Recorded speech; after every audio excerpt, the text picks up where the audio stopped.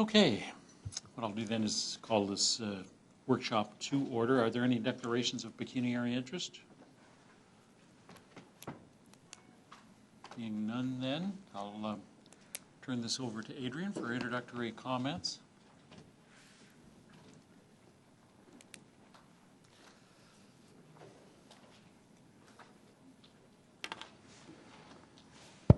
Thank you, Mr. Mayor. I'd just like to thank everybody for making it out today, and the project team included.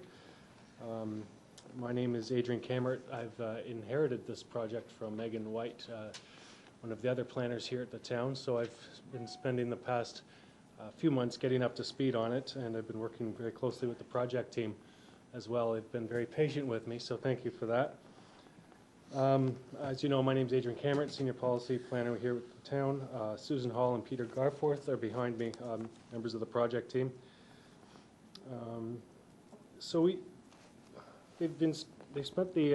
been about 8 months since the last workshop, and a lot has occurred over that time. A lot of data has been gathered and further analyzed, and we're using today as an opportunity to see exactly what's happened over that time and what some of the next steps are.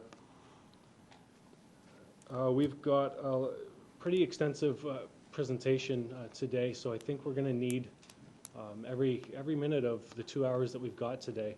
So I think I'm going to turn things over rather quickly to Susan Hall, who will further introduce and set up the presentation. Thank you. Okay, and in advance of that, I'd like to welcome Catherine Etier, who's with NEAC, I think.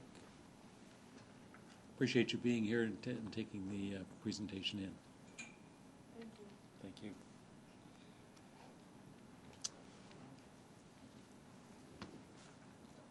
Mm-hmm. Sir, I don't have my driving glasses on. Yep.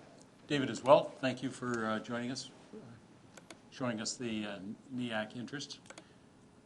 Appreciate you being here as well.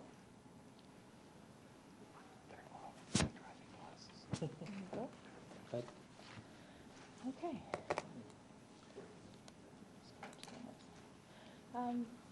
Well, thank you, Mr. Mayor and members of council, for taking the time to spend with us today to go through this workshop. We wanted to give you an update on where things are at with the municipal energy plan and talk about some of the proposed potential strategies. My part of the presentation will be really a recap of where we left off from last time, so I'll try to get through that fairly quickly, and then Peter's going to walk us through some of the scenarios, and we'll have time for some discussion and questions as well. So as Adrian mentioned, we've got about 2 hours together. The first thing I'll do is just talk quickly through the project team, project schedule, just to have a sense of where we are in the process. And I will talk about the baseline. So we did present an overview of that in May, but I wanted to refresh your memory on that. What the business as usual looks like, so that's the base case out to 2031, and introduce some of the energy mapping work that was done. And then Peter will walk us through 3 primary strategies on efficiency, district heating, and solar, and then lots of time for questions, discussion. Just to introduce you or refresh memory on consulting team. So Peter and I are here. Peter Zarek is also a staff person at Lura.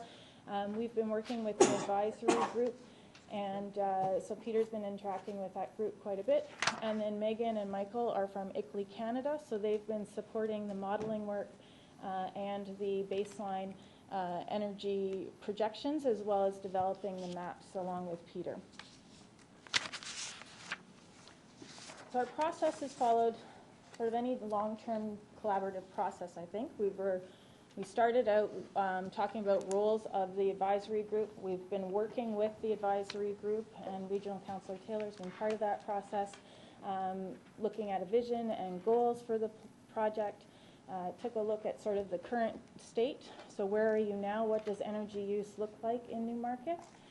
Developed energy maps and have been talking about actions or scenarios. So we are moving into the tail end of the process of trying to put together a draft plan in the very near future that will go through a process of refinement and then completion. So in terms of timelines, we're looking at completing a draft that would go to the SAG on there is the Stakeholder Advisory Group. We're meeting with them again tomorrow. We meet with them again in March.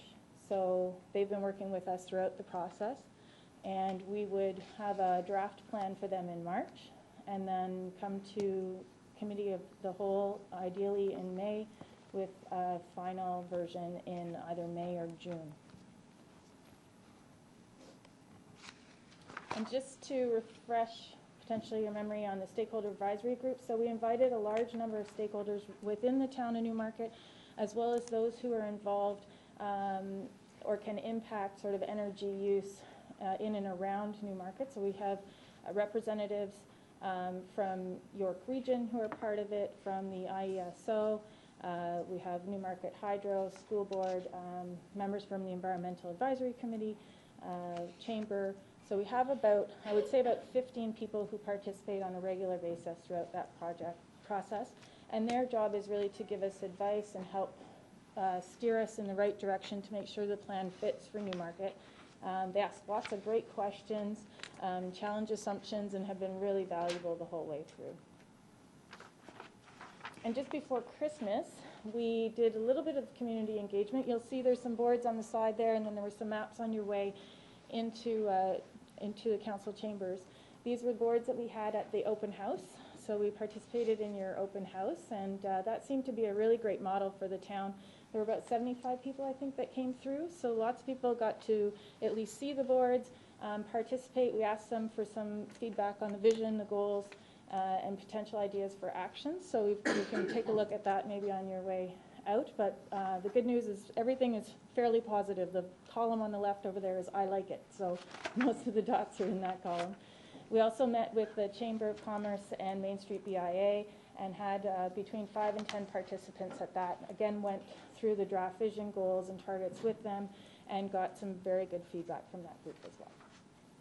And that's just a couple of pictures from the open house event.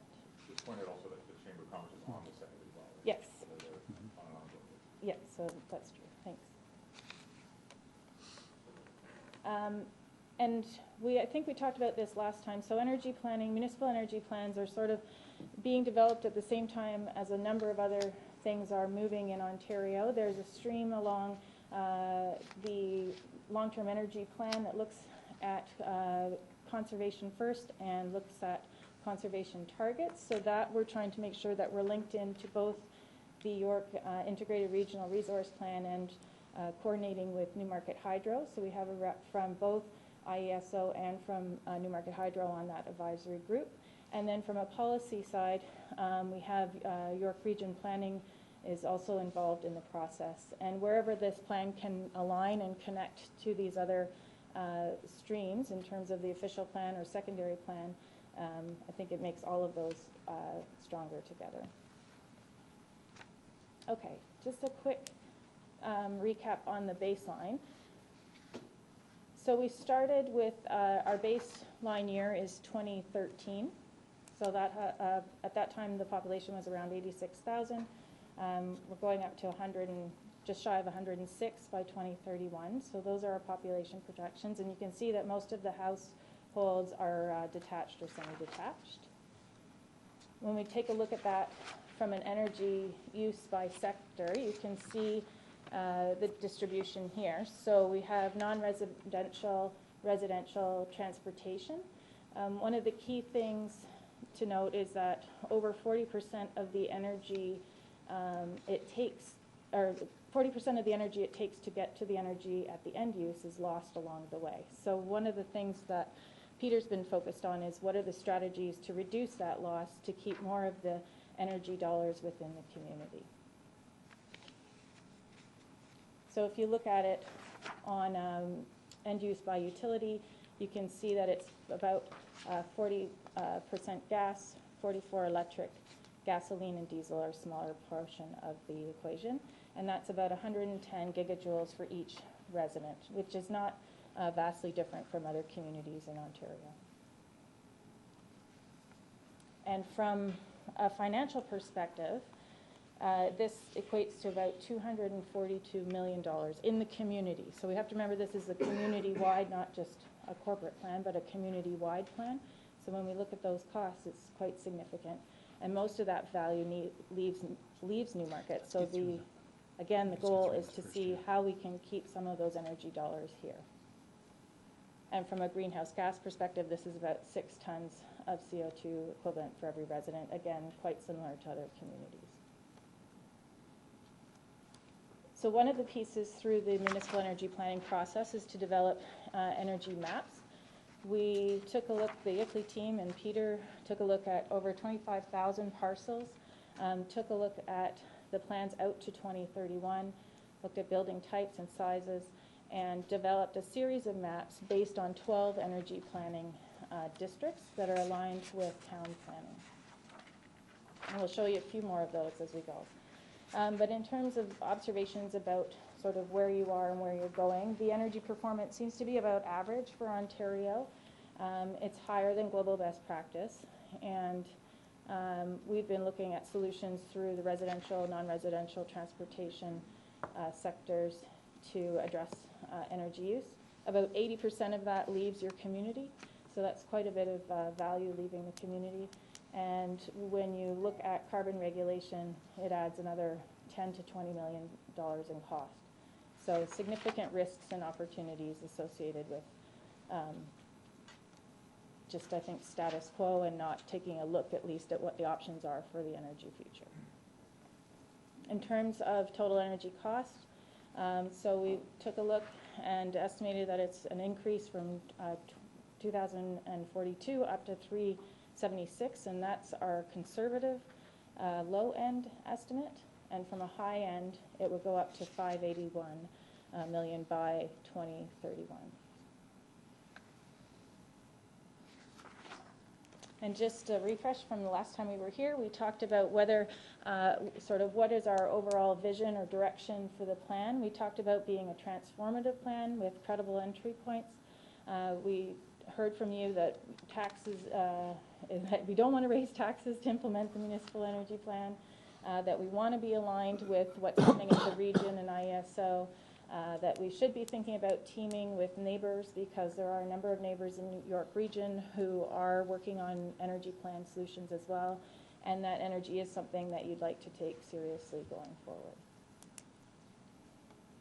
And when we've been talking about community energy plans, we talk about it from 3 different lenses. So whether you've got sort of an environmental hat or a business hat or a resiliency hat, there's benefits under all of these streams through competitiveness, through the environmental lens, and through security. So we've taken those into account with the solutions we're proposing.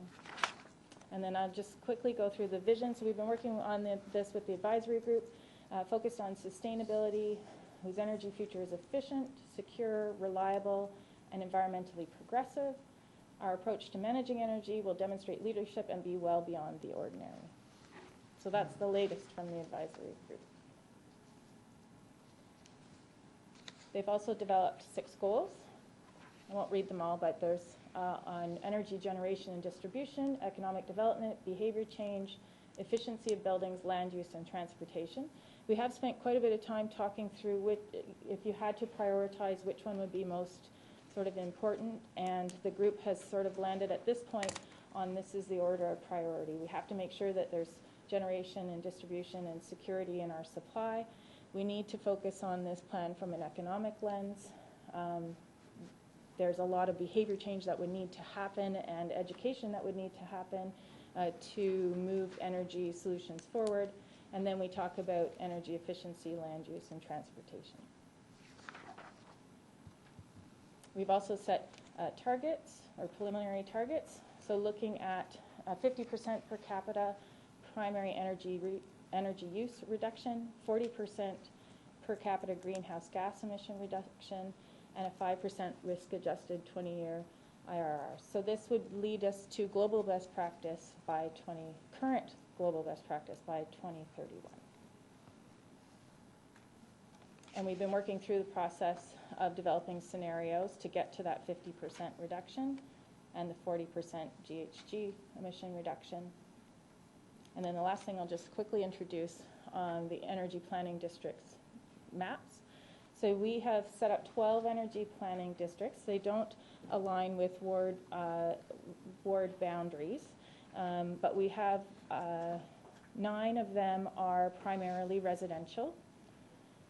We have 3 other ones. So we have 1 commercial one and 11, which crosses a number of the ward boundaries. 12 is the downtown and the hospital area, and then 10 is the employment area. And then the other 9 are all residential sectors with varying degrees of energy intensity, and Peter's going to talk about a couple of them as we go forward. Okay. Okay. Can we swap seats? Sure. Yep.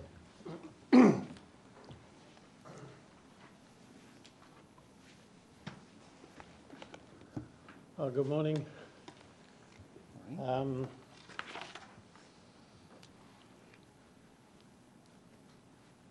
I just want to pick up on a couple of points we've already covered. 80% of the value of the energy paid by the end consumers of the town leaves the town. And that's a substantial amount of money in a relatively small community. 40% of all the energy used at the end actually never made it to the end use. So if we can find ways to minimize that 40%, that's, in a way, free money. And then, last but not least, the boundaries we selected were based on what looked like reasonable morphology of the different types of energy consumption.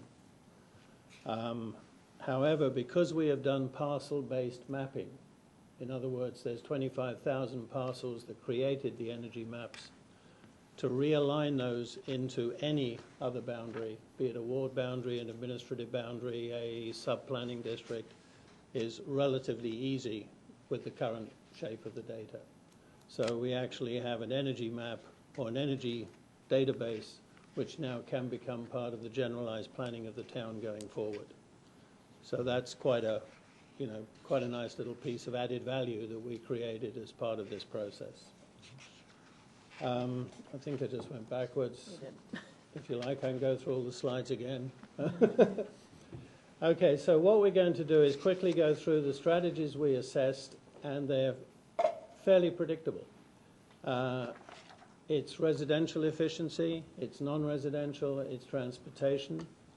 It is district energy as an alternative energy distribution system to minimize losses and increase value and reliability. And it's solar photovoltaic, which is obviously a fairly convenient way to generate carbon-free electricity locally. We did consider some other alternatives, and we can discuss them at the end as part of the discussion. Geothermal is a component of the building efficiency and may also be part of the district energy. Wind is not appropriate for the neighborhood. The wind quality is not particularly good, and the neighborhood is too compact, and there are things called bladefall safety zones. If you put a windmill up, you have to have a circle around the windmill that in the unlikely event a blade breaks, people don't get killed and buildings don't get damaged. So if you take the combination of wind quality and blade break safety zones, wind is not an option in the neighborhood. So that's why it's not on the list as a considered strategy.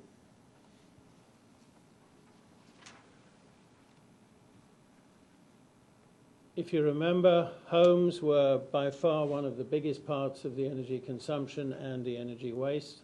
The average residential efficiency in Newmarket is somewhat less than the average for Ontario in general, and that's a combination of older single-family home neighborhoods and the building stock. The strategy is aimed at retrofitting at least 80% of the net housing stock, so anything that is left after demolition from current building stock minus demolitions, that 80% of that will be retrofitted for energy levels, which could be energy improvements, which would typically between 30 and 50%, and that would depend on the age and type of the property. If you do the arithmetic on that, that's about 1,500 retrofits per year, which is a very nice local business. It is a cost neutral, in the worst case, cost neutral for the homeowner. We'll come back to that in a minute with the business model. And then on new homes, we added new homes in line with the population. So if you want to say, how did we grow the number of new homes that will be added? And rather than try to create a negative conversation from the beginning, we said, simply make sure those homes are fully compliant with the current code. If the market demands they exceed code, that's fine. But at a minimum, make sure they are fully compliant with current code. And I think some of you know my background. I was formerly with Owens Corning, the largest supplier of insulation, and we regularly checked and tested the energy efficiency of modern homes, new homes that had just been constructed. And unfortunately, we regularly found they failed to meet local code. So even new homes were actually falling short on the energy side. So our challenge to the plan is not to exceed the code. The challenge is to be absolutely compliant with the code. In other words, transparency. It's all about performance transparency. Now, the market may demand higher, and in fact, in many subsets of the market it does, but we don't believe there is that much added value in raising that conversation too early in the implementation of the MEP. I must apologize for my voice. We assumed that the codes would be updated in 2019, 2024, and 2029, which is in line with the general trend of the Ontario building codes, and we assumed each code change will be a 5% improvement. So that's been basically baked into the modeling. On non-residential buildings, it's always a little more complicated. There's more variety in the buildings, but then there's a smaller number of owners. And again, with existing buildings, we are recommending energy efficiency retrofits covering at least 60%, a smaller percentage than residential, mainly because of the market complexity, and an efficiency gain of between 30 and 50%. Remember one of the lines in the base case assessment, that the average efficiency of property in Newmarket is average for Ontario, but is at least twice systematic global best practice. So in other words, 30 and 50% improvements on average across the whole pool of the building stock is by no means a reach. It is relatively simple to achieve at relatively moderate costs. New buildings, anything which is publicly funded, we believe that is a place for appropriate exceeding of code. So anything where there is a substantial amount of public money, then energy productivity should be a piece of the decision. Obviously, cost effective. And then the balance, i.e. all of the private development, again, should comply with current code. And again, we estimated the updates would happen between every 5 years with a 5 gain. Keep turning the wheel the wrong way. So, one of the paradoxes of any good, excuse me, I've been sitting on too many aeroplanes, I apologize. One of the paradoxes of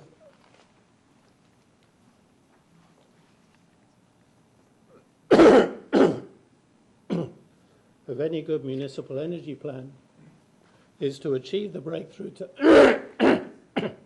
to achieve the breakthrough targets, you need scale, and to achieve scale, you need institutional and market structures.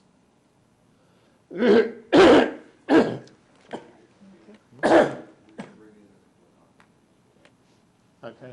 I apologize for this. Would it help if we took a short break? No, I'm fine. I really don't want to eat into the time because the discussion is more important than the...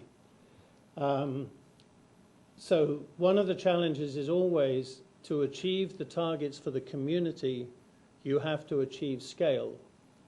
And to achieve scale, you have to change the way you do things.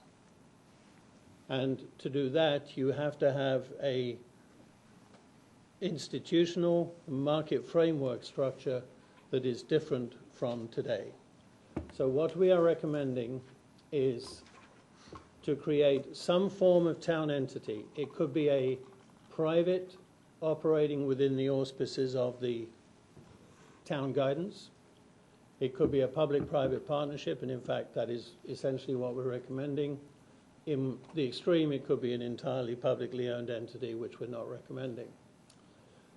This would deliver energy retrofits standardized as much as possible by the age and type of property. So in other words, if I have a 1925 single-family home of a given size, there will be a boom, boom, boom, boom, make it very easy to make the decision to do an energy retrofit through a recognized structure with qualified and approved packages at costs which are appropriate to the energy savings I will achieve. In other words, the whole point is to create simplicity for the buyer and simplicity for the homeowner and simplicity for the deliverer. I'll talk in terms of homes. It's the same model for non-residential. Thank you. Ontario has made one major policy change which is almost unique in North America. And I applaud Ontario for doing it. Other states and provinces are looking at it as a model where energy improvement of private property is now being considered in the same category as a community improvement of something like a new sewer in a neighborhood or a special improvement charge for something. So in other words, the local improvement charge rules now apply to energy efficiency.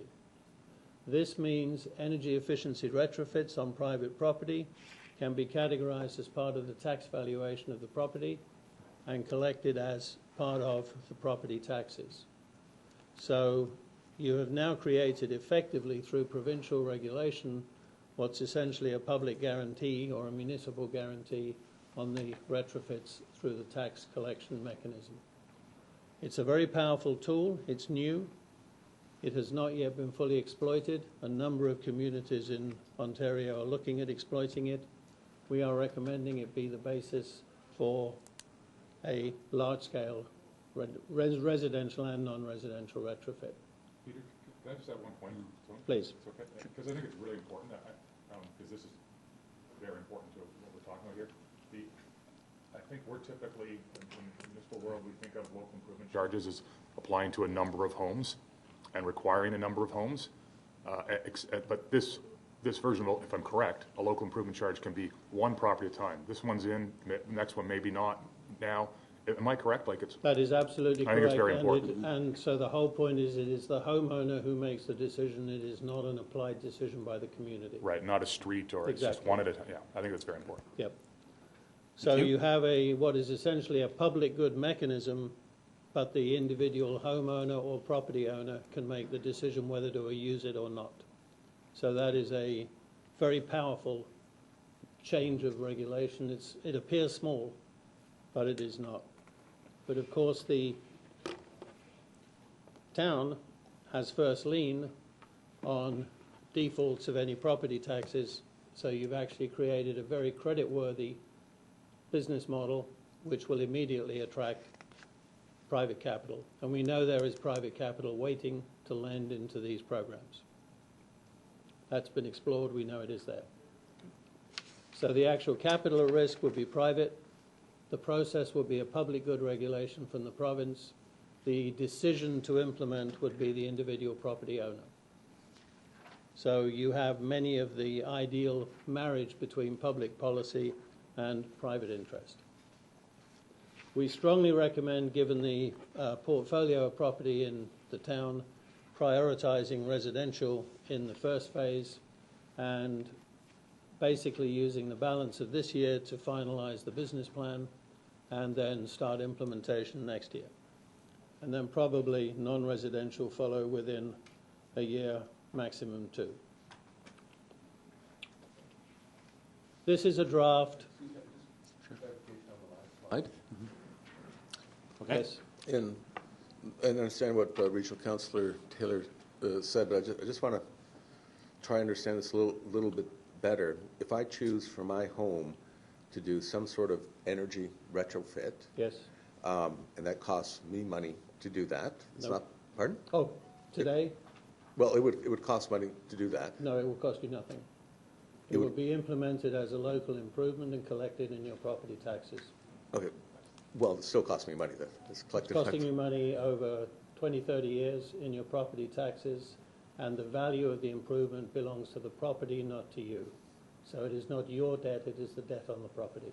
Oh, okay, I'm paying over that. Oh, So if okay. you do it on Friday and sell the house on Monday, Mm-hmm. as long as you can achieve, as long as the increased taxes don't slow down the sale of the house, then you actually could you could potentially game the system. Okay, so it's a reasonably long, I'm just trying to understand this, please. So it's a reasonably long-term debt I'm taking on and paying off through my property taxes.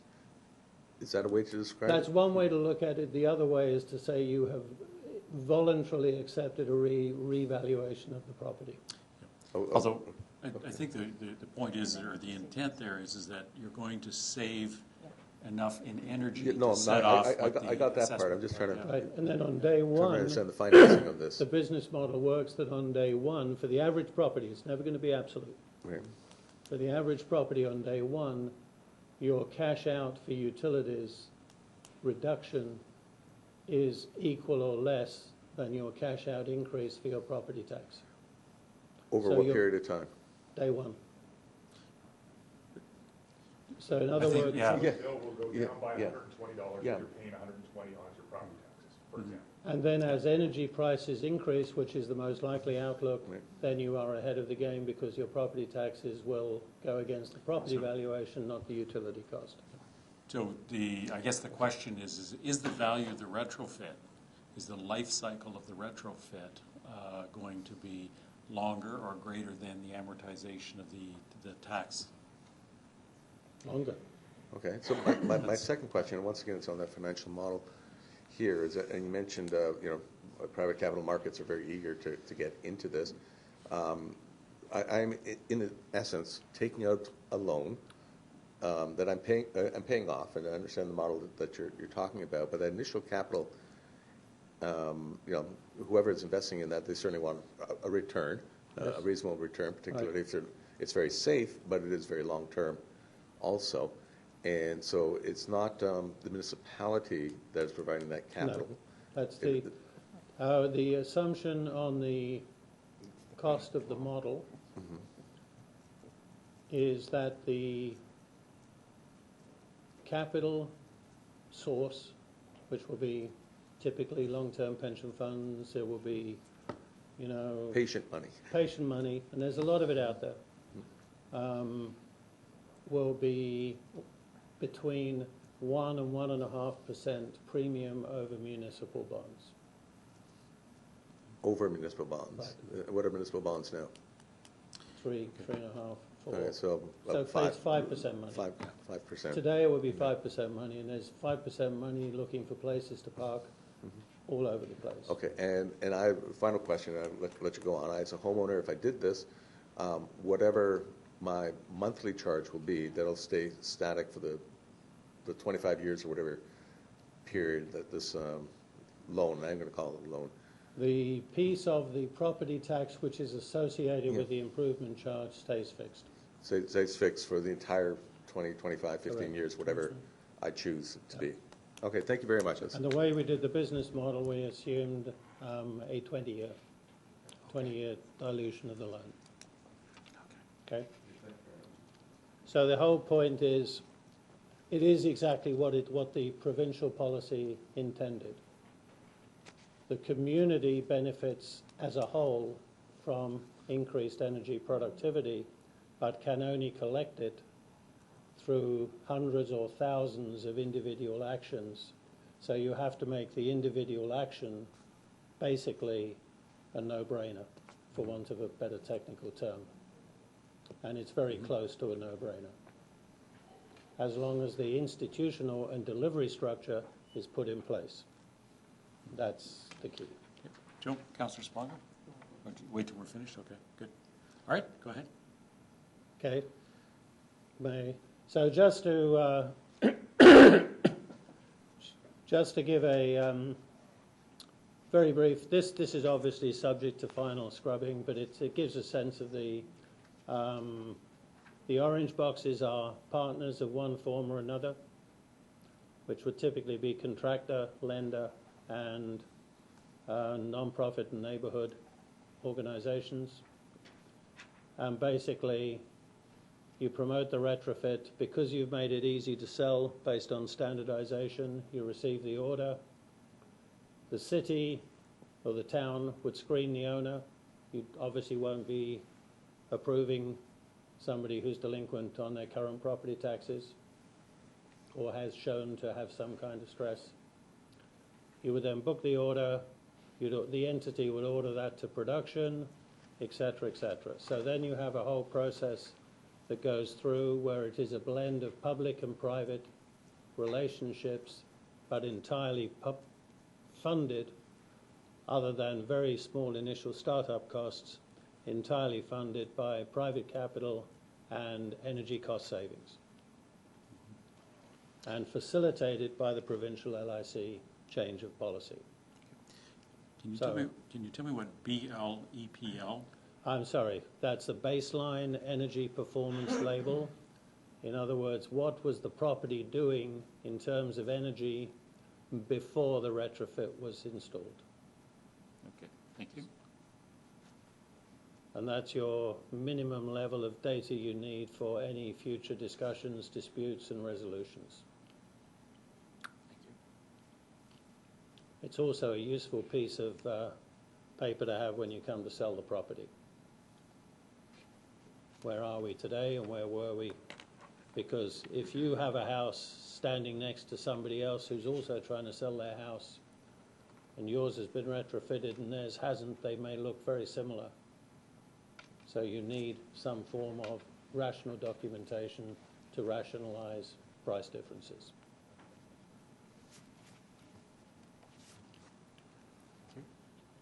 Okay, the non-residential and residential, as I say, the same.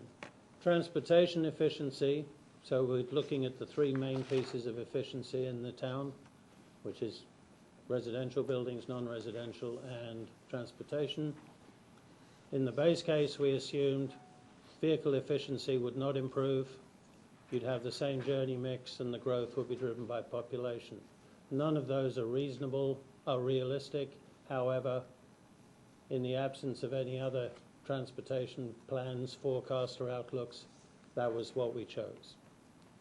In the efficient case, we see vehicles becoming more efficient. We see a number of trends. We see the town encouraging electric vehicles. And I noticed some of the comments from the public picked up on this. Please put a corner store where I can go buy a gallon of milk without taking 2 tons of steel with me. In other words, neighborhood design actually has quite a major impact on transportation. That is something the town can influence. However, in most areas of transportation efficiency, for a community the size of Newmarket, if we're realistic, there are not that many areas where transportation efficiency can be unilaterally influenced by the town. So we've put in very conservative estimates on the transportation efficiency. So that's already a pretty comprehensive portfolio of measures, because to put those two efficiency games in play are big institutional changes, they're big market changes, they're big communication changes. How close do we get to the framing goal? What you're looking at here, this is where we are today, the residential energy use per capita. This is the non-residential, this is transportation, and this is other. which is an anomaly of the utility data. If we are fully implementing those efficiency strategies, our primary energy goes from about 190 to 130 gigajoules per capita. In other words, the 50% target, which is current global best practice, we do not achieve by 2031. So the classic challenge in the circular conversation is, if the scale and scope of the efficiency strategy is a little overwhelming, because it is fairly dramatic, then the circular conversation is, but even that fails to meet the target. So in other words, this gives the scaling of what we're trying to achieve. So then we looked at the other side of the equation, which is not just the efficiency of use, but the efficiency of distribution.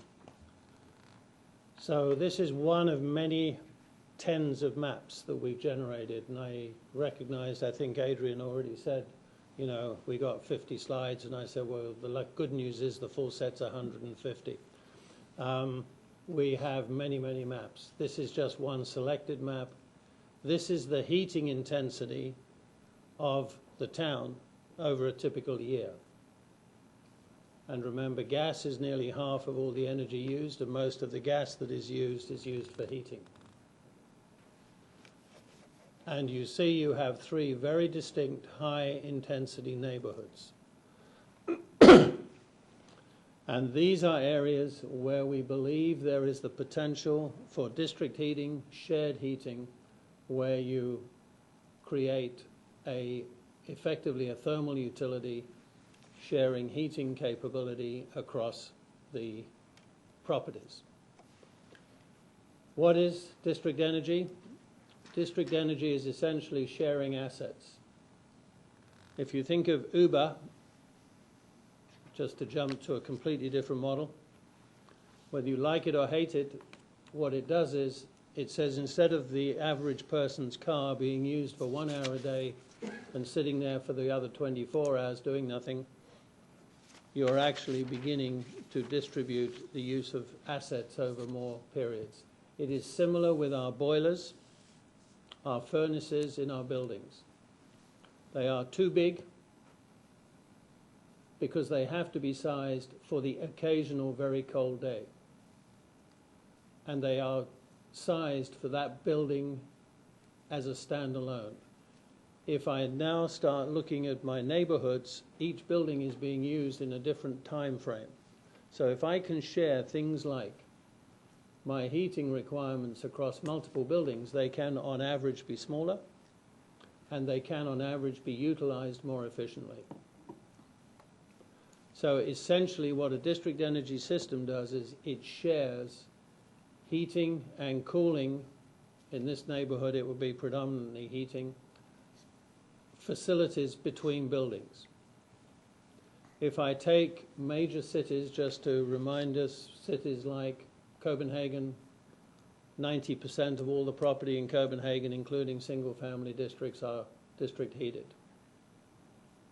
If I take Western Europe, 300 million people get their off residential and non-residential heating through public utilities, thermal utilities. If I take new neighborhoods in China and Korea, this is standard practice. In other words, we're not looking at something that's that unusual. And what we're doing is essentially saying, if I can share infrastructure, it is more important than having it individually in each building. And if you think about it, it's nothing different than what we do with electricity today. I do not have an individual generator in every building giving me electricity. I do not have an individual distribution system that can handle the peaks of every single building. What I have is a shared system across the entire community. This is no different. It's simply looking at another utility. And just a reminder from our earlier discussions, when we make electricity, we waste 2/3 of the fuel in heat. So this is another mechanism for bringing heat from being a waste to being a saleable product, by bringing generation of heat and power closer to the end use. So what does it do if I look at it from a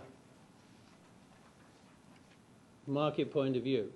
The pictures are courtesy of the International District Energy Association, which is, as I live in Toledo, was interesting because it was actually founded in 2007 on Summit Street in Toledo, Ohio, and it's still the voice of the industry worldwide. Basically what we're doing is we're creating a market for thermal energy. We're creating a market for heating and cooling, in the same way as today we have a market for gas and electricity. We reduce price volatility by sharing the possibility of using different sources. We bring a lot of energy dollars into the community. We can take our heat from multiple sources, so we can mix and match. So down the road, we can use waste heat, we can use biomass heat, we can use solar heat, we can use local cogeneration heat, we can use industrial waste heat. We can take our heat from anywhere and we can mix and match it into the system. In the initial phases, you tend to go with fairly predictable sources. We create a lot of local quality jobs, and we create a platform where local electricity generation can become economically viable and environmentally acceptable. So we have many pathways. These are the pieces of the puzzle. You have some kind of energy centers. They can be single or distributed. We can have supply can be distributed within buildings and can be shared across the system. You have very simple distribution networks using standardized pre-insulated pipes, and your building connection is a simple substation, and you have no furnaces, boilers or chillers in the buildings. You bring your heat to the building through a simple substation. So you make the building cheaper to build and you use less real estate in the building. So those are the pieces of the puzzle. The networks, typically today, the last estimate we did last year is about 15,000 kilometers of district heating systems are being laid every year. It is a standardized piping networks. They are minimum certified for 30 years. Typically 50 years is common. It is an absolute global standard, so I can buy pipes and accessories from multiple suppliers. For those of you who have ever touched on steam systems, this is not a steam system. I do not need concrete tunnels. I do not need special safety regulations. I do not need complicated energy centers. I can soft lay on dirt, and I just pulled a few simple pictures here. And it is a medium temperature and pressure, so there is virtually no safety issues. These are the non-residential heating indexes of, so this is non-residential property of Newmarket, and we are recommending beginning to look at district heating potential in those three areas, essentially in the non-residential arena. In the what we have called Energy Planning District 11 and 12,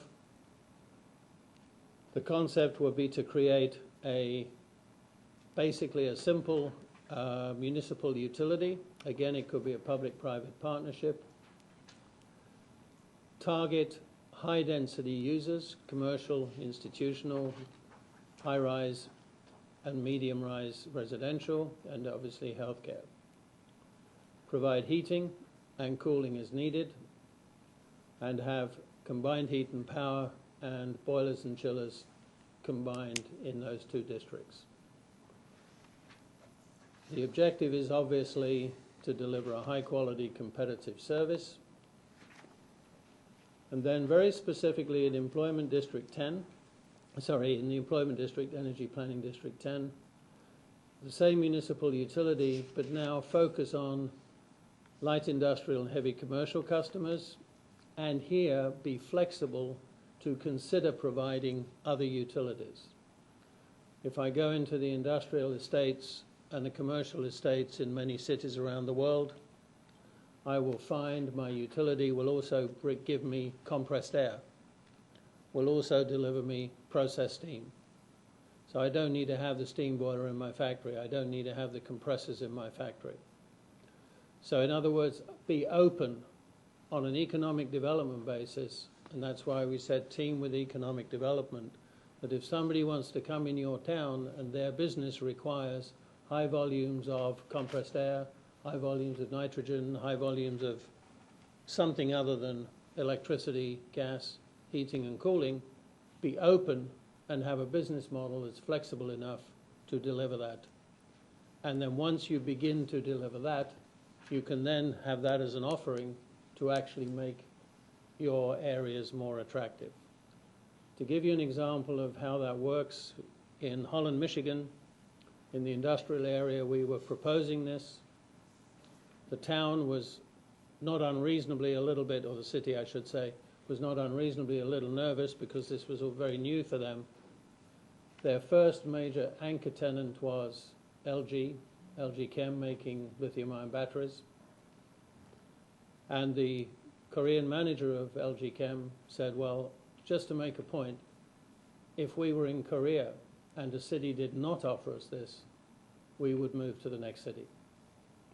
So in other words, one place is normal, another place is innovative. But it's a territory for potential competitive advantage.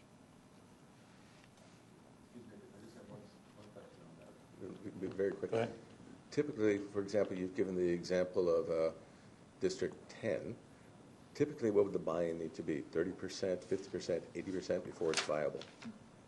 I beg your pardon? What would I'm sorry, excuse me, for District 10, the example you're giving, for the investment that needs to be made, what is, and I imagine by the municipality or something attached to the municipality, what is the buy-in for it to be viable? 30%, 50%, 80%? It's an interesting question, because it has a time and a density impact. But basically,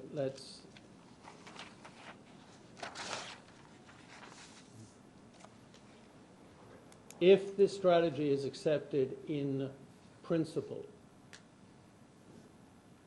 the next step is to create a detailed district energy secondary plan, okay? Focusing on those districts and potentially bleeding into other districts, bleeding over the edges into other districts.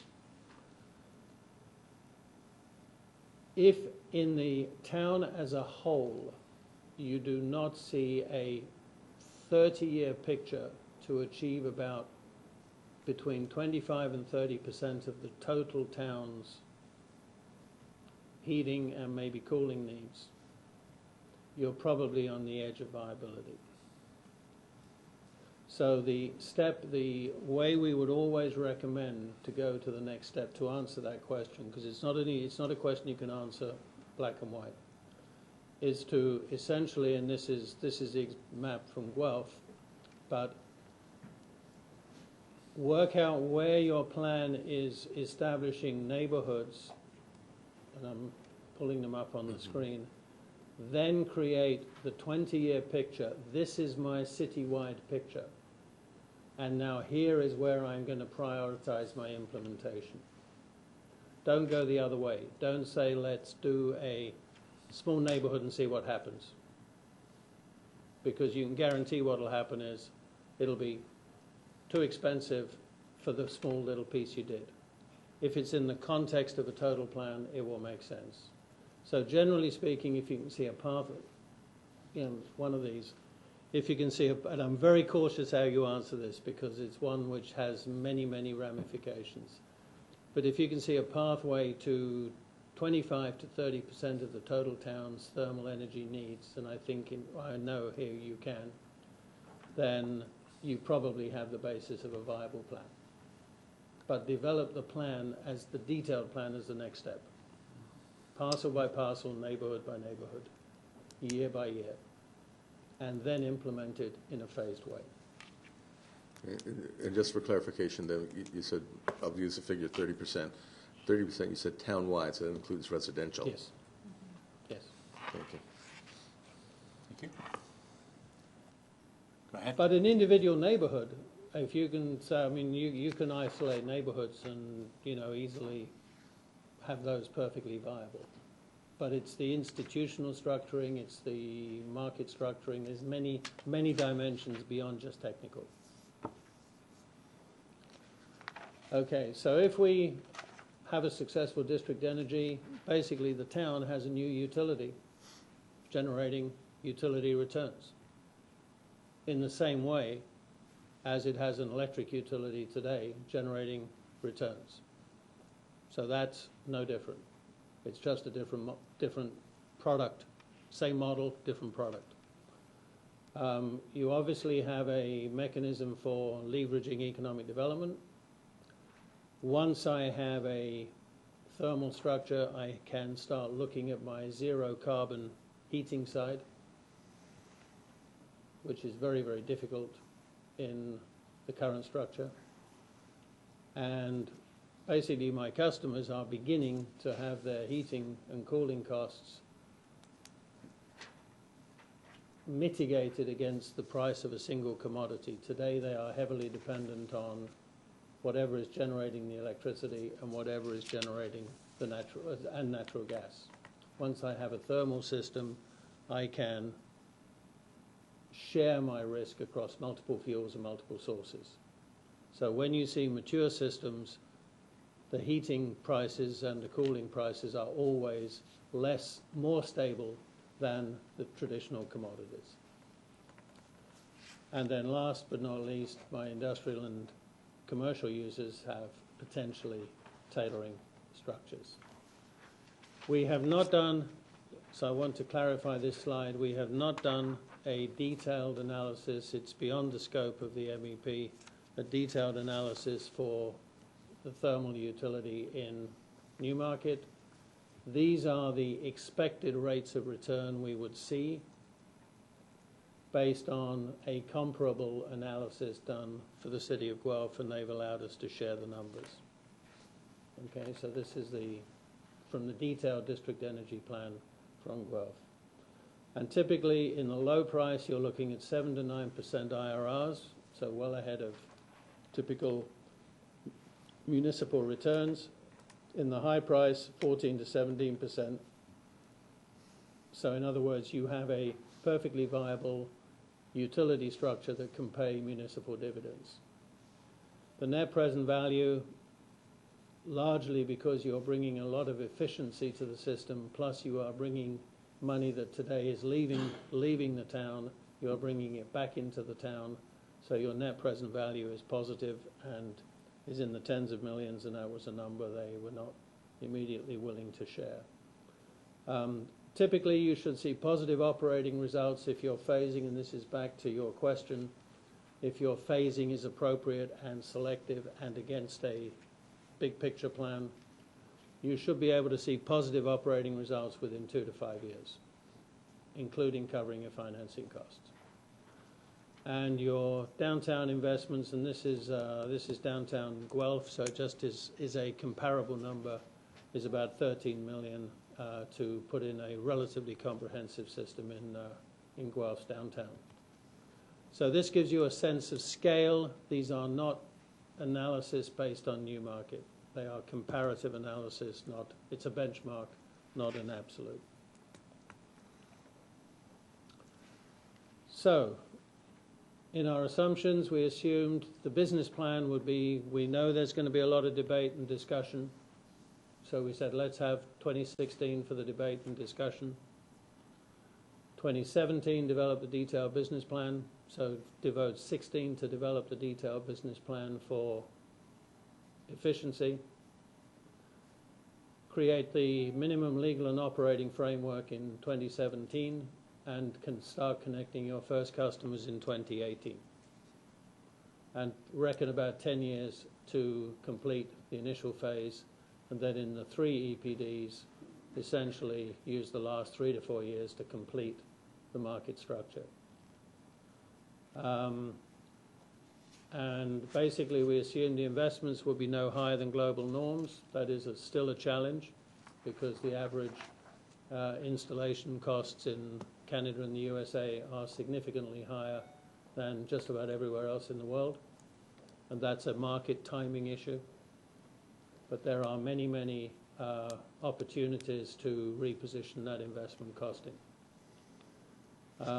We do see a policy dimension. We assumed that those 3 areas would be declared as district energy areas by the public space, not forcing people to connect, but making it desirable and easy to connect. And then the requirement that new construction, any major new construction or renovation, should be district energy ready, even if it is not, or the home property owner decides not to connect. At a minimum, have design guidelines that says that property could be connected sometime in the future. Those usually involve no more than sensible preparation of the design to allow for connection in the future, and they usually involve no incremental cost. In other words, it's precautionary design, not incremental cost. So there's a couple of small policy dimensions. So, last but not least, solar PV, you have significant potential. Panel costs are dropping by the minute. The installation costs are getting very much lower as the market volume increases. If you combine the combined heat and power associated with district energy, and you combine a reasonable chunk of solar, and we're estimating 50 megawatts is viable in the community, then you can actually cut the summer peak by more than a quarter. That means your peak power requirements from the Ontario grid go down, and the investments that your local hydro has to make in distribution growth in the future will be less. So it is not only solar as a generator, it is also solar as a peak reducer for those few weeks in the summer when Ontario needs air conditioning and then the rest of the year they don't.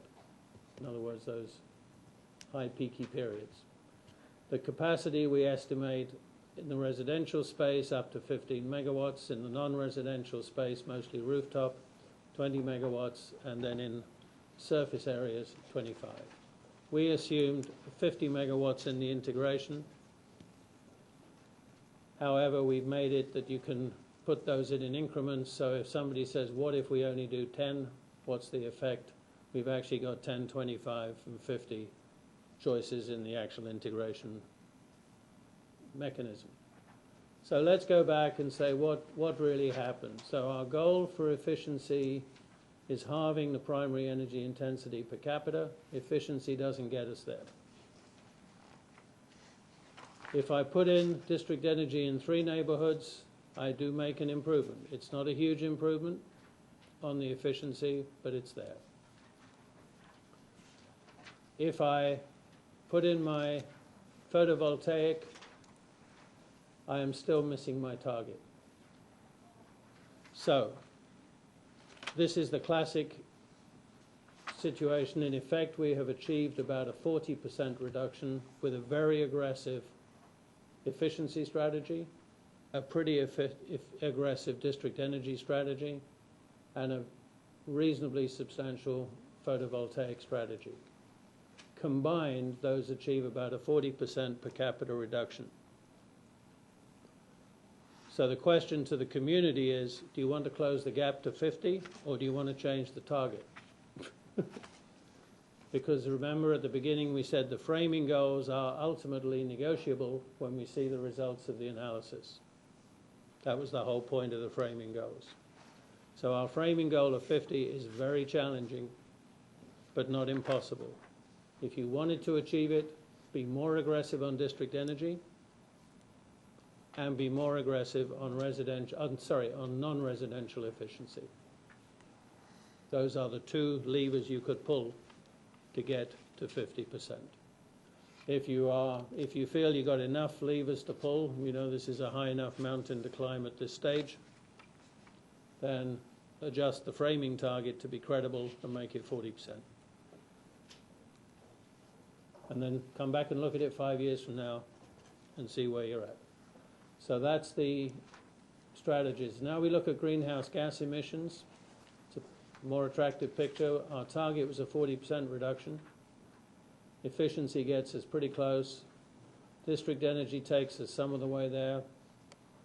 And our solar closes the gap. So with the combination of these three recommended strategies at the moment, we do achieve our greenhouse gas framing goal. Now we look at total energy cost. The dotted line at the top is the base case, so that is the business as usual. If we put in the strategy 1 efficiency, we avoid a $50 million cost, plus we have created a lot of short-term added value in the community with construction and property valuation. If I'm in the low cost and I now put in my district energy, I've avoided another 11 million of cost risk. And if I put in my solar, I've avoided $70 million of cost risk. That's over and above, and that's in the low price range. In the high outlook range, efficiency is an 85 million cost avoidance. Efficiency and district energy, 108 million cost avoidance. And with PV, 128 million cost avoidance. If you put that in the context of a community of 90,000 people, these are big numbers. Remembering that each step of the way we are generating reasonable returns on the investments, and we are creating a lot of local employment to achieve these results, and we are creating long-term dividends for the municipality. So our assessment, basically, efficiency, district energy, and photovoltaic gets pretty close. If we could leverage non-residential, we'd get there.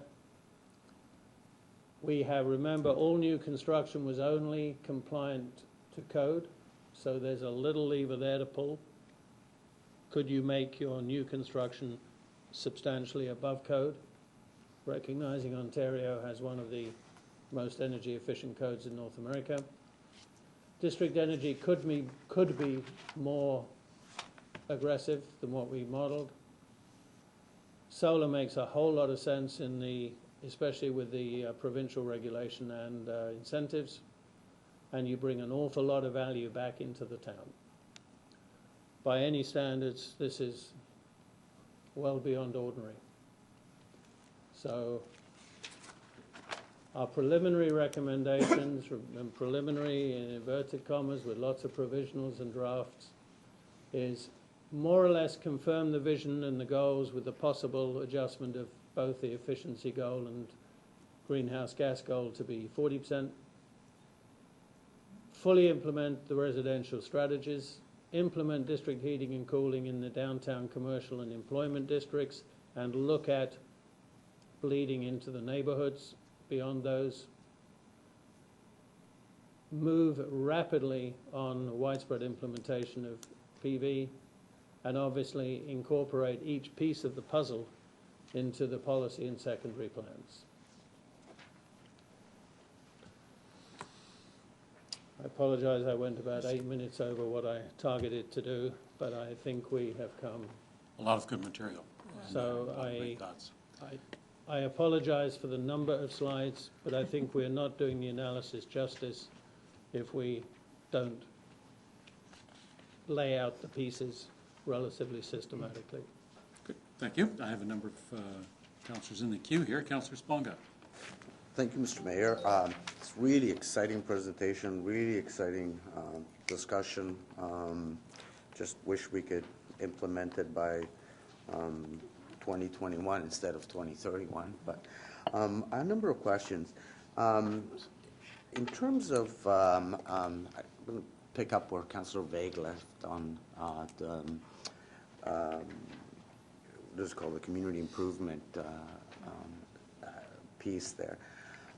In the past, there was, and what I'm trying to find is what is the positive. Nobody likes to have a lien on their home. Nobody wants to sell a home with a lien on it or with restrictions tied to a municipality, so forth. It becomes very concerning for a buyer.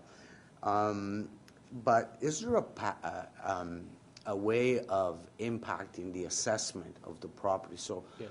Positively that it actually has a value to it that you could address?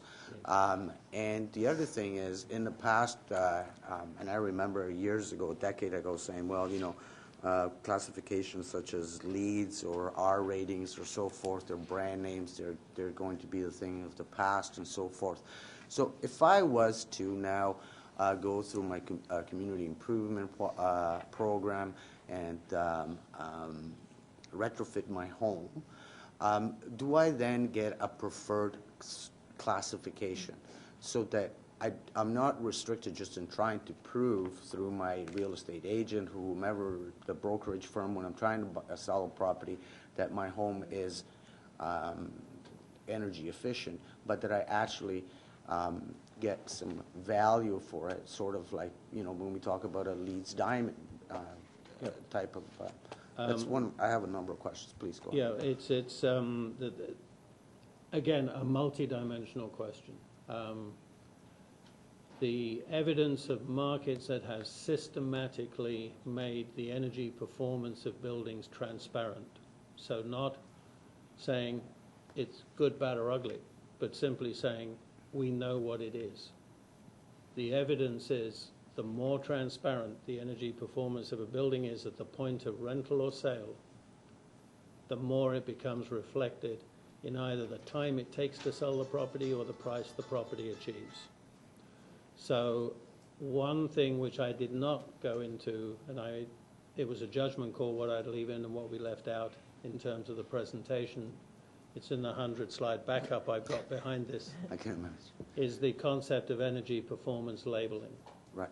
Okay, where what would typically happen is what we would recommend in the LIC model is when before you do the renovation, you do a baseline energy performance label. That was the question the mayor asked, what is a BL, EPL? Right. Okay, so that says, here's where your property was, how your property was performing, and that will be ranked against Ontario average. Then once you have completed the renovation, retrofit, it is your choice, or the choice of you and your real estate agent if you're trying to sell the property or rent it, to get another label, which is the post-retrofit label. So if your property, and I'll use the examples in, by the way, this is standard market practice across the whole of the European Union on every real estate transaction since 2001. So this is not like it's something that's never been done before. And basically when you sell, it is very easy to simply promote the actual energy performance of the property, because people are very skeptical of Energy Star labels, they're very skeptical of LEED labels, because all too often when the actual performance is assessed, it comes in no better than code or no better than the neighbor. So we recommend one of the services offered by this entity is not only the retrofitting, but at any moment, if you want to buy or sell a property or you want to include it in the advertising for rental or whatever, you will have a valid current energy performance label. Thank you. I think that's a very important And point. transparency is what it's all about. Because if I'm going to buy a property that has a lien on it, let's say for 18 years left on it or 10 years left on it, I want to know that I'm getting some return on it, and I need to have that transparency on that return up front to offset it. Yeah. Thank you. Another quick one on that. Now, in terms of the municipality now, of course, there's always a cost. We've talked about permitting parking in these chambers, but we have an administrative cost to that. Is there an analysis a financial analysis of what the impact, the cost would be on the municipality in managing these individual local improvement loans? Within the context of the MEP, no. In the context of benchmark business plan, yes. You know, what percentage that would be part of the secondary business plan. Okay, because there would be an impact. There would be, on because if you taxes. assume it's a public-private partnership, by definition, the public piece has some cost. Right, okay. And that cost has to be part of the total operating cost of the entity, of the program. Okay. So, which then leads me to ask this By question. the way, it's very small. Well, It's extremely small. But it depends what phase of the program you look at it, because on day one, it's very big. right, and it's always relative to the yearly budgets that the municipality is going to be dealing. Yeah. The other thing is, right now, through the amendments that were made a few years back, I think it was 2004 to the plan. I think it was Section 51 of the Planning Act. It gave us an ability to demand through a heightened site plan process, or gave us the ability to request certain green builds, green technology, energy efficiencies, and so forth. Have you looked at what we have in place right now in terms of our checklist and how our site plan process would have to change? Or would the site plan stay the same, and just basically now there is the plan would get applied to that process? Or will it become integral of an application process for a bill? That's a, yeah, there's, does that, and this is my question back to you, does that predominantly apply to new construction? Yes. Yes, okay.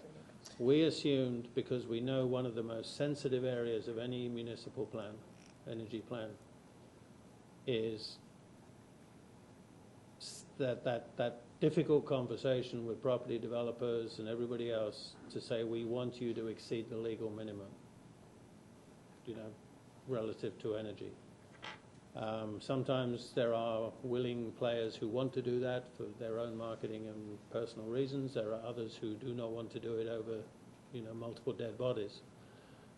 So what we did in the plan assumptions is we have assumed all new construction will simply be fully compliant with the prevailing code. If you can create policy mechanisms, and I know there are multiple ones that can be used, some explicit, some implicit, to exceed that, that's upside on the plan numbers. And that'll be interesting to see what the impact then on economic development, and that leads me to my next Which is one one. of the gaps to the 50. It's one of the gaps to the 50% is, now there's also another thing is we tend in most plans, for whatever reason, I never quite understand why, to overemphasize the efficiency of new construction. When in fact, even 20 years from now, the vast majority of energy is going to be used in buildings that are standing today. So if we don't tackle the buildings that are standing today, we can forget 40% goals. Oh, yeah. And that's part of the whole retrofit, though. Right, that's why and why we said, let's come back and pick that fight another day. You know, the fight of overcode new construction. Right. Because it's always a sensitive fight, anywhere in the world. I understand. Now, and that leads me to my final question in terms of Guelph and the plan that you've shown us. Now, do you build your energy, do you build the infrastructure first, and then you use the infrastructure to attract development and buy it, or do you develop the infrastructure once you have the capacity already there? So you've got a university, you've got the north, because I noticed the southwest quadrant actually is in development now. So I assume that the district energy went in at the same time as that district was being built. That industrial area, commercial area was being built. But in areas like the downtown of Guelph, the university center and so forth. That, I assume, is something that was developed after. Right. It's a bit of a hybrid, but it's there is one perception which is wrong, is that the only way you can get district energy going, let's take a downtown neighborhood, let's just take a single neighborhood rather than municipal wide, is you've got to lay all the pipes on day one. Absolutely not true. However, there is a minimum infrastructure, and so the way you tend to want to develop is to find 2 or 3 anchor tenants or anchor users that give you routes. And once I have a route, then I can be proactive in capturing new customers. So I will generally look for a number of things. One, I need a long-term plan that says, here's where this capacity is going to go down this street. It might be 10 years from now, but I know it's going to go down this street. Then when I'm digging up that street next week to put a sewer in, I don't do the stupid thing and wait 3 years and then dig it up again and put the heat pipe in. I drop the heat pipe in because I've already got a plan. I may not use that heat pipe for 3 years, but pipes are cheap once I got the street open. So it's a kind of a hybrid, but implicit in all of these is, have I got a long-term plan? Have I declared the area to be a district energy area? Will new construction be district energy ready? In other words, will the plant rooms be on the right side of the buildings and so on? And can I identify anchor tenants? And then only lay the minimum infrastructure you need to serve the next pieces of the puzzle. So don't burden yourself financially with too much infrastructure too early. And that's why you need an entity managing it. It can't be done on an individual construction project basis. It's got to be an entity that's managing it. Because they're managing, effectively, building a new utility. But that's going to take multiple years. Yeah, right. Okay. Last question is, you touched on it, and I think it's a very important point for us in Newmarket, being a lower-tier municipality and having boundaries that are municipal boundaries that are very gray. I mean, people are now going through Aurora, Newmarket, ESG. What is the most effective way of bringing everybody to the table? I mean, we have a regional public transportation system. We have commercial, industrial areas that are abutting other municipalities. Should we be developing these plans, MEPs, together, or how do you make sure that you are able to connect into these MEPs as you move forward? Because you're talking about development to the north from us that is going to be considerable in terms of both residential and ICI. So how do we make sure that we have the ability to connect with those plans and influence plans? Yeah, I think I would not recommend, and we had this question in the first discussion, and this is now I feel even more strongly about it for a variety of reasons. So this is a personal opinion. I would not recommend multi-community municipal energy plans as a gatekeeper. In other words, the logic of saying I'm not going to approve the plan for my community until we've got 3 other neighboring communities, I would not recommend that, because I can guarantee you'll never get to the point where the stars align. Should you keep an open, aggressive dialogue with the neighbors as you move forward? Yes, for 2 reasons. One, you might stiffen their spine and help them move more quickly. 2, you might be creating opportunities for your local businesses that as they cut their teeth implementing here, they can then find markets in the neighboring communities. So I would see it as take the lead. So don't let multi-municipal planning be a gatekeeper, but keep it as a vision. Okay. Thank you. Can I just add to that one too? There's, through the ISO process, there's the regional resource planning that's happening. So the utility, the LDCs are talking to each other. There's York Region planning staff who are part of our committee and the utilities actually part of what's happening in Markham, part of Vaughan's, have been part of East Gwillimbury. So there are a number of people who've been part of those conversations, and looking at the points of alignment, I think at this point from a high level of what's possible. That's good. Yeah. Thank you. Good. Councillor Vig. Thank you. I've already asked a couple of questions, so I'll be very, very brief on this. Just going back, for a homeowner, you said the approximate cost would be about $120 a year to, No, Just that a proxy. Oh. Yeah, was just yeah. a random Oh. number. That needs to be defined, I think, when we get Okay. into the detailed business case. No, that comes on the business plan. okay. All right, so I'll skip on that one. The response sounded like that's not even the ballpark. If, as a homeowner, if a homeowner participates, does that mean they can get rid of their furnace and air conditioner, or is this No, supplemented? let's not mix up two things. If I am in the retrofit program, I'm still a standalone building looking very much like today. So I'm getting my heating predominantly through gas and local furnace, Right. and I'm getting my chilling through local air conditioner. So the retrofit program is basically taking an existing structure and making it substantially more efficient, Okay. but it's still essentially the same Okay. Same infrastructure. same there. morphology. Okay. So- If I go to a district energy connected, in other words, I'm now in the thermal relationship with my new utility, my thermal utility, then yes, I have no furnace and no air conditioner in the property. Okay. Thank you very much. Thank you. Councillor Twinney. Oh, thank you. Thank you for the presentation. This is really, I find this really, really interesting. And, you know, it's not, sometimes we get presentations on things and it's like, oh, you know what I mean?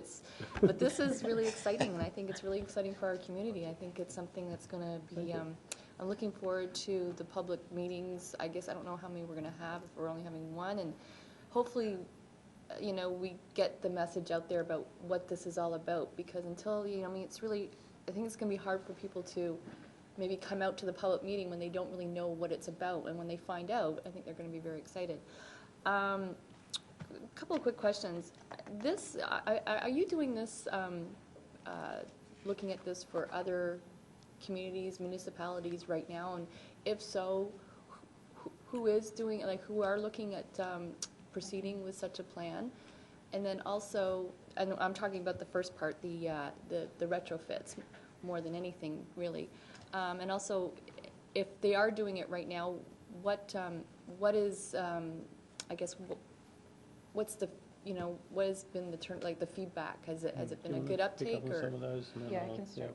Because you know, Sue's a little closer to the Ontario picture. And than then, I am. oh, and just to follow up on that, also, with the retrofit, is solar part of that as well? Would that be something that would be considered? Well, what we would normally recommend is you make that an option. So in other words, it's very easy because it can be interpreted as an efficiency within the scope of the LIC rules, Okay, because at a provincial level it is efficiency. At the building level it isn't, it's just another way of making electricity. But at the provincial level it's a more efficient way of making electricity. So, yeah, so you make that an option, okay. which can be homeowner attractive. And in some cases, I know at least one community is sort of looking at whether the definition could include water efficiency as well, Right. and actually team it with the municipal water efficiency program. And there appear to be no barriers to doing that. But Okay. that's subject to legal advice, so I can't say that absolutely. Right. In terms of the other part of your question, who's doing this in Ontario? So this program is funded by the Ministry of Energy. So there is a cost-sharing model that happens through that. There's, I think, 12 communities who have been part of that program, but it's new. So Newmarket was part of the first cohort of 8. Okay. So Markham's in the process, Vaughan, and then there's small places like Wawa, Temiskaming Shores, Kingston, Southern Ontario, and then Waterloo and Windsor are some of the other new ones that have kind of come into the second grouping of them. So they're fairly new, Okay. and in process. That's Because some- it's so new string. with the provincial new policy, therefore, this is all new across the board. So this really hasn't come into, the business case hasn't been out there yet. Exactly. Yeah, so then there's places like East Gwillimbury, Guelph, and Burlington who were before the funding model came out and had done their own energy plans, and Peter's been involved with both East Gwillimbury and Guelph. And Right. Guelph is, I think, the longest standing one in Ontario, if I'm not. It's actually one of the longest standing ones in North America. But they was don't approved in have this- 2007. But they don't do it with the same kind of business case where it's They've on just their property completed, they tax. have just completed, the Guelph has just completed the detailed business case for district energy Okay, in 2013, and they completed the detailed business case for residential efficiency in 2014. So in fact, we've used a little bit of their analysis as benchmarking for this discussion. okay, great, thank you, yeah, looking forward to this. Regional Councillor? Thanks very much. Just want to start by saying being a part of this process, as Jane has picked up on, has been very exciting and fascinating. You learn a lot, and at first it's a lot of questions and concern, and then it builds towards sort of excitement and optimism and enthusiasm. And certainly that's where I feel that's where I feel I'm at this point. And I'm really glad Council's been able to engage more than once on this, because I think it is very important. This is not a small step or a small move, which I think is good. I think obviously there's, the ability to address, sustainability of a community, to frankly assist the residents of our town in addressing rapidly increasing and continuously increasing costs of energy, address greenhouse gas emission reductions, which cities are leading all over the globe, and we frankly can and should be participating more in. But then also to be taking on economic development issues, seeing what this can do not only for the town in terms of economic development as a corporation, but for the community and some of the opportunities it presents. And then finally, in terms of our brand, I think, and that shouldn't be lost sight of, the brand that Newmarket has and can enhance through this kind of leadership, I think is significant as well. So I'm very excited about it. I think that I think the home retrofit portion of it is something I hope we can move on very rapidly. The district energy, I want to point out to council that I'm sure that when you read, I'm sure everybody saw that and listened to that part and went, wow, that sounds really significant. That sounds like a big investment. But I want to say that the step that's being proposed is a business plan first, and we can get a better sense of what it means. Because I have to say, when you see the charts and the reduction that you get from the home retrofit portion, there's a significant portion of our goal is achieved. And then the bar doesn't move that much with district energy. Its main contribution is financial. Right, and I think it's the long term, one of the big things that excites me about it, always has since we've started talking about this, oh my goodness, 6, 7, 8 years ago, and former visits to Markham, is the fact that, one of the great strengths the market has is we own a utility that serves the people of the town well, provides a dividend to the town of Newmarket, and has great equity value. And to be a sustainable community into the future means to be financially sustainable as well. And I think that's a big part of what that can be about for us. So that's exciting too. But I think getting the business plan will hopefully take away some of the anxiety of what looks like a very big step and a very big investment. The last thing I'd just like to do is ask a few questions, if I could quickly, to clarify a few things for myself. I know we have a meeting tomorrow night, but unfortunately I'm going to be in half of it, and half of it is the economic development strategic planning session. So I did want to ask, the charts that you have sort of throughout, but you can, the number slide 20 if you want, or any one of the ones that has the charts of the what would do. I'm just confused by how these charts work, to be honest with you. Which ones? Anyone, that's fine. No, sorry, the graph ones. Oh. The line graph, yeah, back, Yeah. yeah. So any of these, just how it works, I'm confused, because it seems to be saying we're currently at, what was it, 240 or something, which is the 2013 portion of the base case total. So that gets me in around that 240 mark. Yep. When I look at where that is. But when I look at all the others below, I would have thought that residential, non-residential, other, or even transportation would add up to those. How am I reading this wrong? No, you're reading it correctly. Let's go on the left-hand side. Right. The Residential is like 80. Oh, hold on, I've got to find it. From here to here is the cost of residential energy. From here to here is the cost of non-residential. Okay. That's the other. And then from here to here is transportation. Oh, okay. So that's a stacked line graph. Because, yeah, because when I read it, I read it as sort of like take a other So it's example. stacked lines. Yeah. If that's confusing, we can make them stacked bars. Whatever, no, No, now I get But it. they're stacked lines. Okay.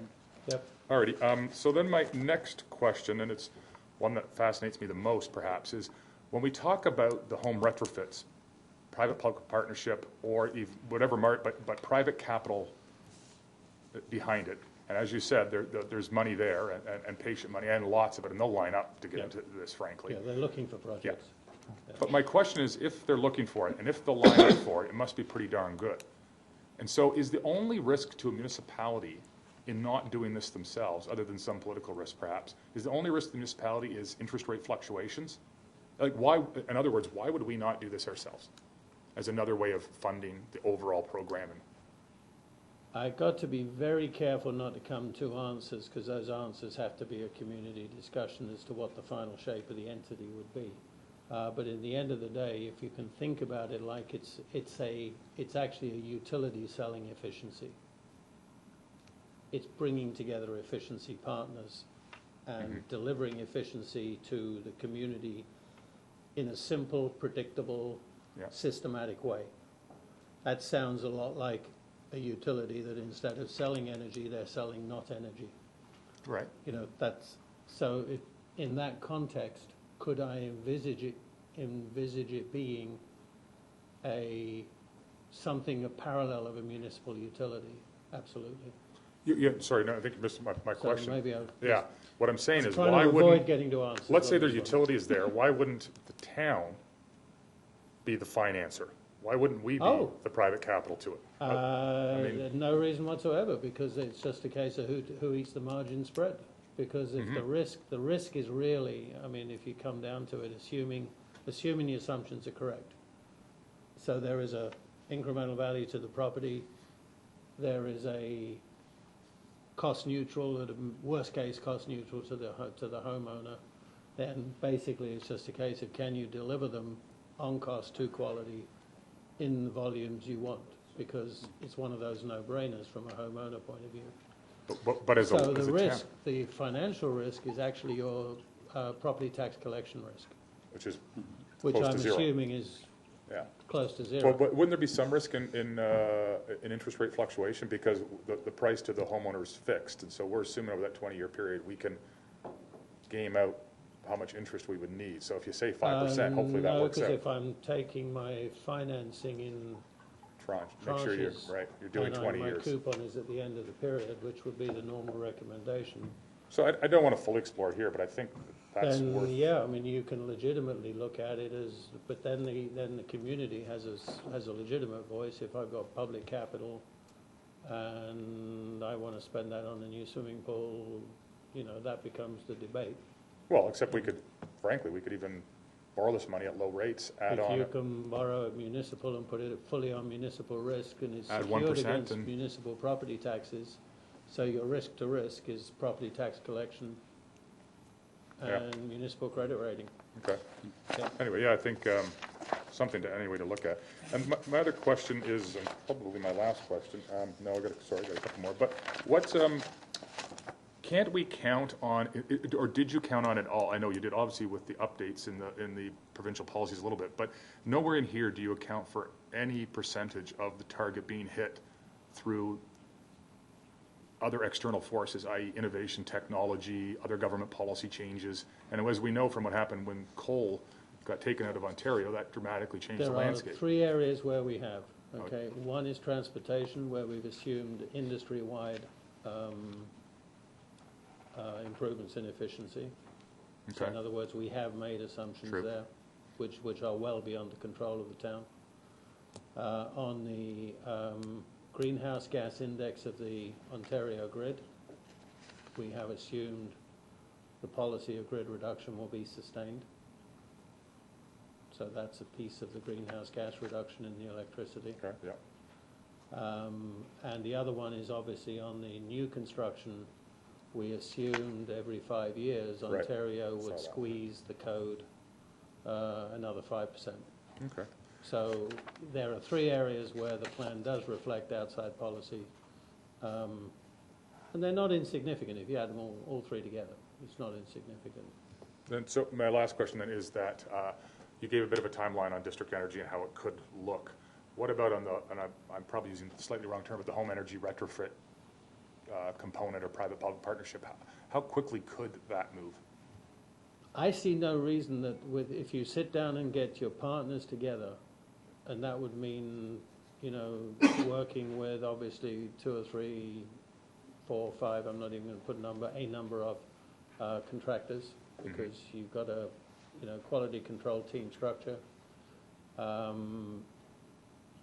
Ideally the real estate community, to get the labeling and transparency into the market very quickly.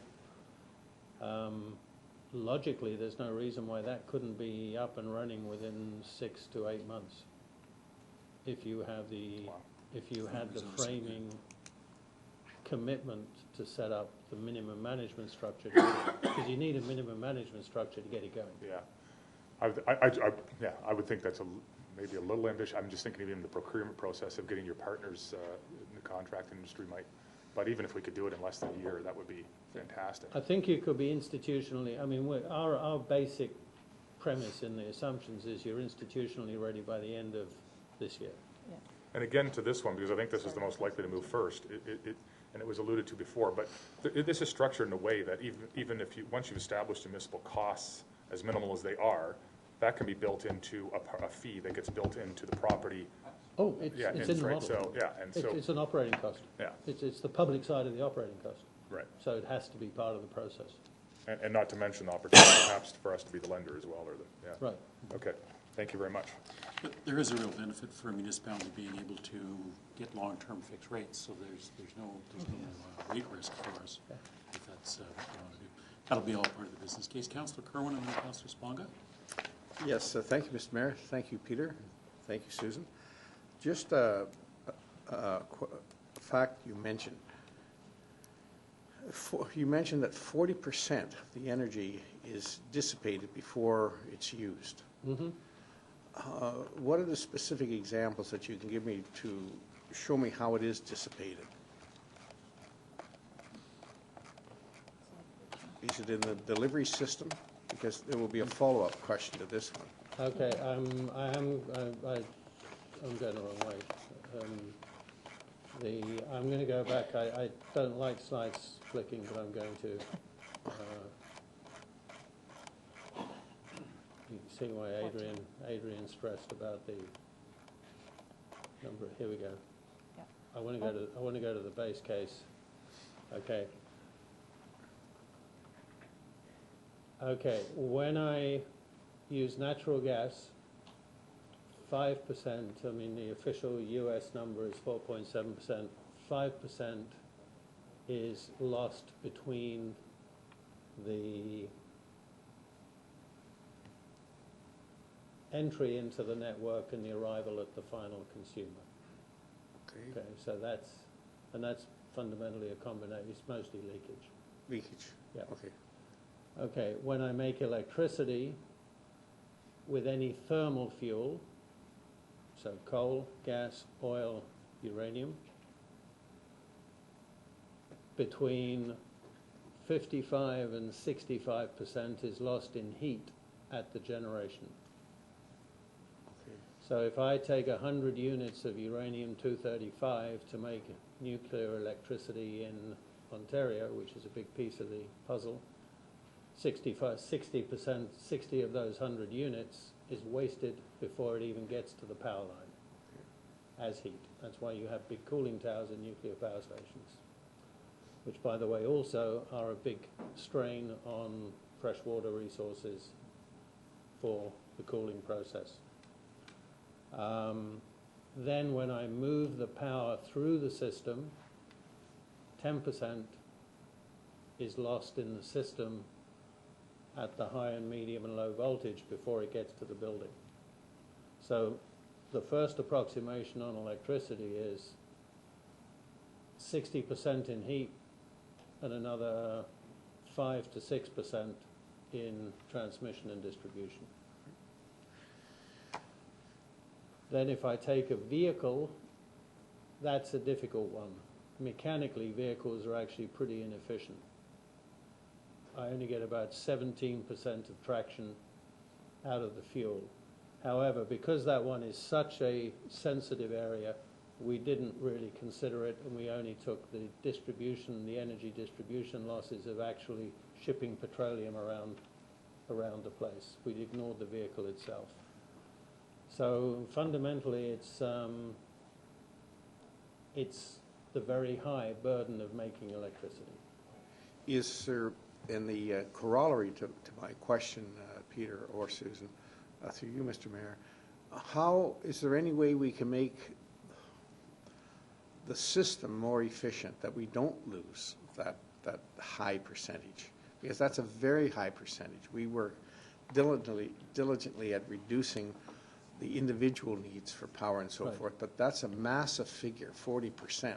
It's huge. And this is one of the reasons why district energy is so attractive, because district energy creates a thermal network which allows me to take, instead of taking my waste heat from making electricity and dumping it up a cooling tower 200 miles away from my city, I can bring a portion of my electricity generation into my town, into my community, and now I can take that heat that previously was 100% wasted and put it into a thermal distribution system and sell it to somebody. And I can sell it at retail price compared to natural gas. So I can get a very attractive price for my heat, which previously was just a burden. So one of the first steps of any district energy system is it becomes the host for combined heat and power. So small and medium scale local generation that allows me to use not only the electricity that comes off the generator, but also the heat that comes off the generator. Then over time, as that thermal network gets bigger, I can start putting in, other clever stuff, heat recovery from industry and solar thermal and sewage heat recovery like Vancouver's doing and so on. So I can start getting clever as my thermal system gets bigger. But in the beginning, it's a natural host to exactly attack that question, which is how the hell do I make electricity without wasting so much fuel? And the third thing is the corollary to that, too, is, and you mentioned the European Union. Yes. Because our consumption basically is 50% higher than theirs. It's double. Pardon? It's double. Double, even worse than I anticipated. With their distribution in the EU, which is 22 nations, and the leader of the pack is Germany in efficiency, how have they made, what is their loss? Ours is 40%, say in the province of Ontario. Well, what is the percent of their loss in generating their energy? Germany is about, remember Germany is still substantial coal-fired cogeneration, but they use, even on coal-fired power plants, they do heat recovery for entire cities. Like Mannheim is entirely heated from coal-fired power plants. I could do a backward calculation. I'll give an estimate that it's probably in the 25% range. So if we could reduce that 40% to 25, would be an enormous savings for the province and so forth. And just the last question, which is, by the way, this plan significantly reduces that 40%. In all of what you're talking about, Peter and Susan, it just makes common sense to the individual to reduce what they're using. Yep. It's a huge savings that you can divest or direct in other things that you want to do with your life. So it just makes common sense. The other thing is, I ride the subway periodically, and I knew it through the town here, is that the Ontario Energy Board, through my consumption of electricity, will be subsidizing 500,000 units to low-income people. That's the province. They're going to be doing that. We had a presentation on that, and it's on billboards in the subway, that if you're a low-income person, you can apply to the Ontario Energy Board, and people will for a subsidy off your energy bill. Let's call it energy, okay? Isn't there a better way for the province to assist those people other than a subsidy? Because within a subsidy, and if I'm being subsidized, then the natural tendency is to waste. If I'm being subsidized, any industry is like that, you know, they get their subsidies and then they move. But I'm concerned about, I'm paying that, so is Mr. Vague, so is Mr. Taylor. I'm paying that on my hydro bill, that you, Peter, are going to be subsidized because you're low income. So my bill goes higher because of this subsidy. But is there a more efficient way, and you're in this provincially, to do something like this than a subsidy? I don't know whether you have the answer to that. But No, this is I new think- this year. I think you touched on one of the most important aspects of affordability. Yes. And funnily enough, my team is just completing an analysis for a portfolio of affordable housing in Cleveland, so just the other side of the lake. And there we are working on a model for the Community Development Organization, which is actually managing the affordable housing, where we're using a guiding principle that says the combination of energy and rent must never exceed 30% of minimum wage. Then suddenly energy efficiency becomes a lever, Okay. not only for the tenant, but also for now the Community Development Organization has got to manage these properties, because as you can reduce the energy burden and the energy risk, you are actually increasing their rent potential, which is increasing their possibility to be a better landlord, to expand their affordable capacity. So it's back to, how do you get the incentives in the right place to achieve what you're trying to achieve? Now, energy efficiency always creates free cash, and usually it's cheaper to create efficiency than to generate more energy. Right. Guiding principle. Right. It's energy you don't use is usually cheaper than energy you do use, okay? Wherever you are in the pecking chain. Right. The challenge is to create a business model that moves that benefit to the person who will implement the efficiency. Great. So the challenge is always how to move that freed up cash flow to the right place. Thank you. And that's why that retrofit model, thanks to the vision, to be fair to the province, the vision of the province of making the LIC and efficiency as a legitimate target for the LIC, actually allows you to put that incentive in the right place. Listen, thank you so much. That's just absolutely remarkable. Thank you. We're turning the corner close to the 12 o'clock termination time, so I'll take one more question. Councillor Smoga? Yeah, I only have one question. Again, concentrating, try to stay focused on the low-hanging fruit in the home retrofit program. Although I think District Energy, with some of the partners like Upper Canada Mall and the hospital, can be just as low-hanging fruits for the town and market, or great opportunities anyway. But in terms of the home retrofit, one of my biggest concerns is in the past, both the federal governments, provincial governments, and so forth made incentives available for energy audits and so forth. And I don't know enough about it, but I'm just wondering if there are other models out there, and I understand we're one of the 8 first municipalities that are undertaking an MEP, but are there other municipally run home retrofit programs, and how do they go from getting somebody audited to actually moving to the next step, which is saying, yeah, now I realize my home is an energy pig, I know I have to make this type of investment in order to recoup some of my energy losses. How do you move them onto from exploring what their baseline is to actually investing the money? In the interest of time, it's a very lengthy answer. There are thousands of models. Okay. Across multiple communities. So we'll be able to look at that as part as we move forward. And the bottom line is, one reason why we like the LIC model is all the others. If I define success as achieving more than 3 to 5% of the installed housing stock, none of those, to the best of my knowledge, have ever broken the 5% number. So in other words, there are thousands of models, but none of them have demonstrated scale success. Okay. But I'll happily go offline and explain the differences. Thank you. Okay, thank you, Regional Councillor.